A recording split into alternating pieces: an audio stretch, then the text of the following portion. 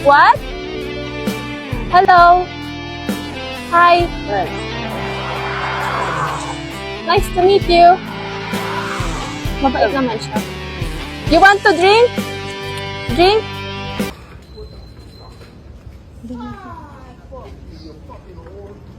Oh my God, nakakatakot siya. Paano siya? Ano my God? Ano ba nangyayari sa mga Pilipina?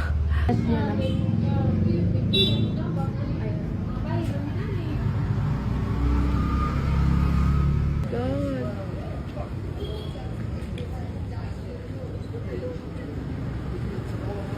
Grabe guys, ayan na siya ngayon.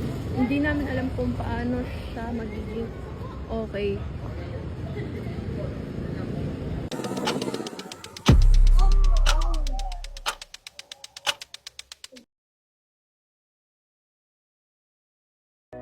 Ayan na, ayan na, ayan na.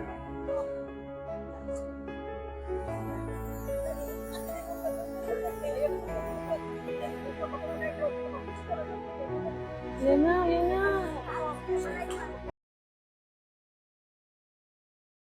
Leave me alone. Motherfuckers. Siya gusto. Masagdi. Masagdi. No way. Come back. You talk Nora. Come back. Come back. Ah. Oh, come back. Ayan. Ayaw, King. Ayaw, King. Iyaan mo na po. Motherfuckers.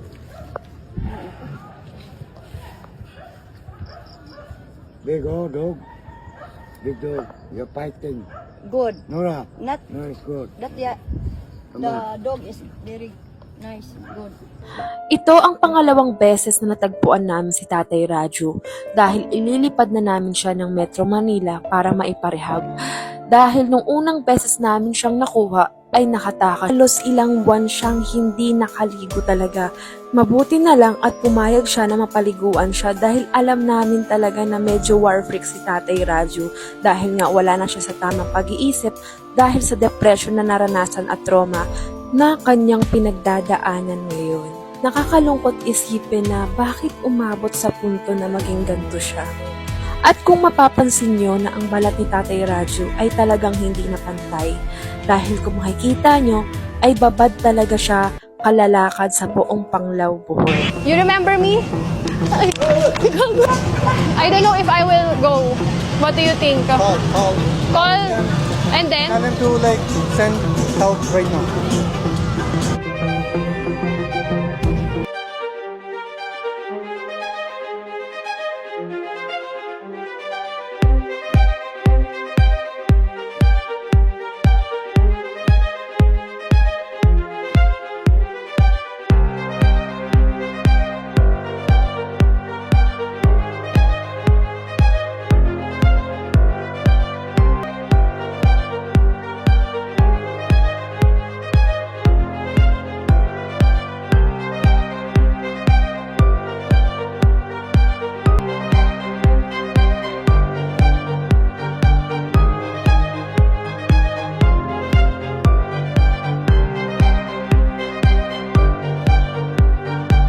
So, bakit nga ba tayo nandito sa Bureau of Immigration? Upang malaman kung magkano na nga ba ang penalty fees na overstaying ni Tatay Raju dahil nagbabalak na pong pauwiin si Tatay Raju sa kanyang bansa at sasagutin na daw po ng kanyang uncle ang lahat ng expenses na magagastos para lang makauwi si Tatay Raju as soon as possible. Pero bago yan, ano nga ba ang rason bakit nagiging overstaying ang mga foreigner dito sa Pilipinas? Anong mga reason bakit dumadating sa point na nag-e-expire na yung visa nila tapos hindi na sila makabayad?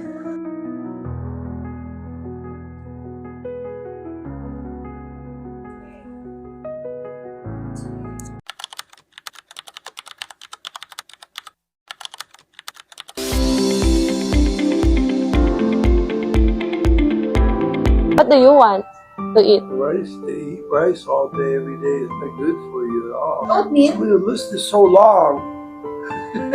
That's what I eat. Ah, okay. Pasta, Pasta. potatoes, potatoes, oatmeal. oatmeal. Maybe once a day. Okay, totoo but yan. then, you know, you can put red rice in there, you can eat brown rice. Brown rice is a lot. It's very Kita healthy. mo yung photo. Yeah. Okay, I will That's bring why you have to pasta. eat so much white rice, 'cause it doesn't fill you up. It's Asian. It It's has Asian. no value. It's no good. That's why I... That's why people get diabetes and Oh. high blood. Ah, yeah. Wow! So hot! Nakakalagang panty! No way. Okay! And this one. Foggy. Yeah. So that you have a good smell, huh? Yeah. One for the... Okay, wait. Yeah, okay. So, how do you say asin? Sour cream.